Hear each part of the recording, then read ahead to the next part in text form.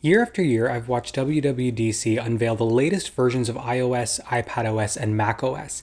It's one of the most exciting days of the year because it paves the way for the next year of updates. But it's often convoluted, and I always take this second after to think, okay, what was actually the big or important updates that they had? Now, most, if not all, of the updates today were already a part of the leaks over the last few months, but that doesn't make them any less exciting or important. Here's a quick recap on the important updates that Apple launched today. Starting with iOS, Apple unveiled updates to lock screen, notifications, focus, messages, dictation, and Apple Pay. Starting with what Apple is calling the biggest update ever for lock screen, we're getting an Apple Watch-inspired lock screen, adding complications for a clearer glance at updates. You can also now change the font and the color of the time on your lock screen, have portrait-style photos like an Apple Watch, also cool animations from the lock screen to the home screen, which is kind of the most Apple animation that I've ever seen from them. Big changes to notifications are coming that Apple calls live activities. This is basically select apps getting access to real-time widgets. They previewed this with seeing the latest score for a game, seeing the progress for your Uber, seeing and changing the song in Apple Music, but they made it clear this has to be implemented by the developer, so I wouldn't expect the ability to do this at the launch of iOS 16, and if it's like last year, I'm assuming this won't come automatically to Spotify, at launch at least. Now last year Apple unveiled Focus, and this year they're making some refinements to it. So now you can swipe to a focus lock screen, which automatically changes your focus across iOS, so for work you only see your work home screen. It's not revolutionary, but it is an easier way to change your focus just by sliding along the lock screen. Also, Focus Filters is a new feature that basically extends focus across messages, mail accounts, and files, which I think is going to be really helpful for a lot of people if you're using all of those different things on your personal device. Now, Messages isn't a huge update, but it is three main updates that we've been asking for since the first version of iOS. First, you can now edit messages, just like across any of your other apps that could already do that. So once you edit it, it will show as edited, where you usually see delivered. It's unclear though whether the user will be able to see the original message or not. Apple's also giving us the ability to undo a sent message and mark a text as unread. Similarly, it's unclear whether marking a text as unread removes that read badge from the actual message. Dictation is actually getting a really impressive update here. So now the keyboard stays up while you speak to text, so you can easily switch between both talking and texting. It also throws in punctuation based on the tone, which is a really cool improvement as well. A new update called Apple Pay Later is exactly what it sounds like. You can split an Apple Pay payment into 4 equal payments. These will also have 0 interest and no fees and are likely Apple's way to tackle the rise of inflation, something we've been expecting to see from them all year.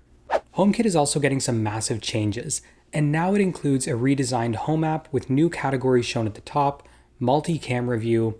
The camera view has been a long time coming, and I'm most excited about that one.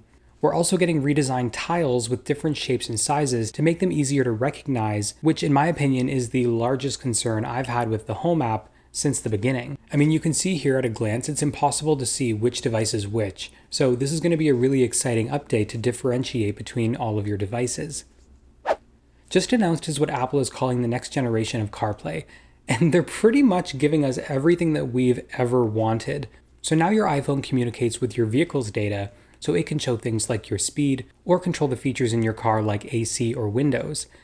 And because it has control over all of those items, CarPlay will now transfer the look of your gauges and not just the touchscreen. CarPlay will also adapt to the unique screens of your vehicle, so it will actually look like it belongs even if you have a tall or an extra wide display in your vehicle. Now this new version will be supported on newer vehicles, and they will start to be announced later on next year, so don't expect an update to your existing vehicle with all these features like pulling in the speed or the fuel. That'll only be on future vehicles. So WatchOS 9 has some big changes. Fitness now includes new metrics, views, and training experiences. Now including metrics like virtual oscillation, stride length, and ground contact time to tell you how efficient you are on your run. Heart rate zones are now measured to get a sense of your intensity level, and you can also choose to target one zone to get notifications when you rise above or below the target range. A new triathlon option is also available and can switch between 3 workouts consecutively.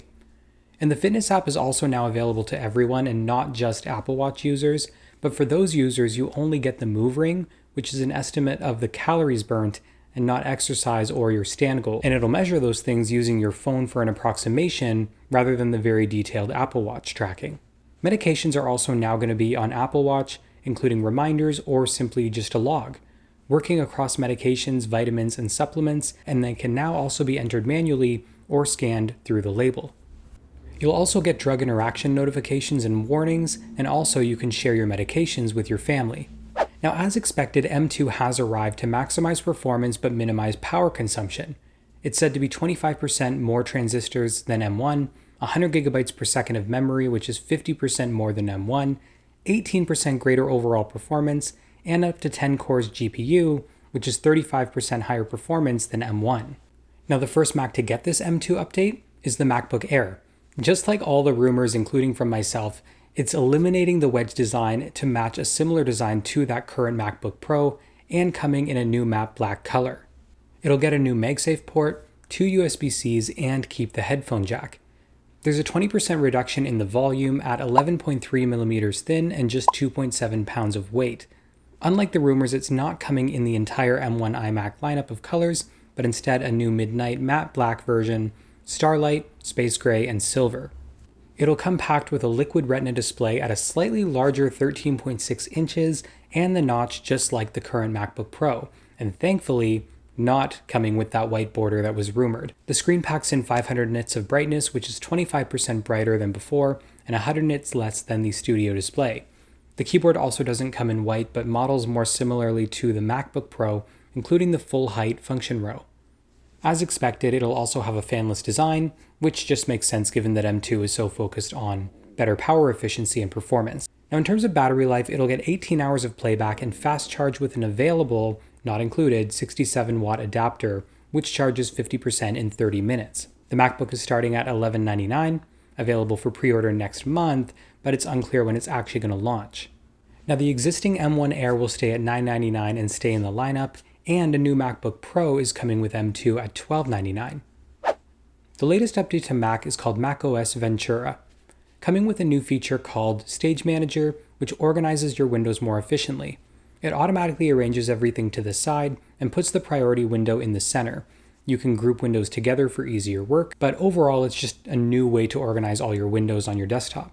I kind of feel like they just are doing anything they can at this point to not do the snapping windows like Windows, so this is their way to differentiate themselves, just my opinion.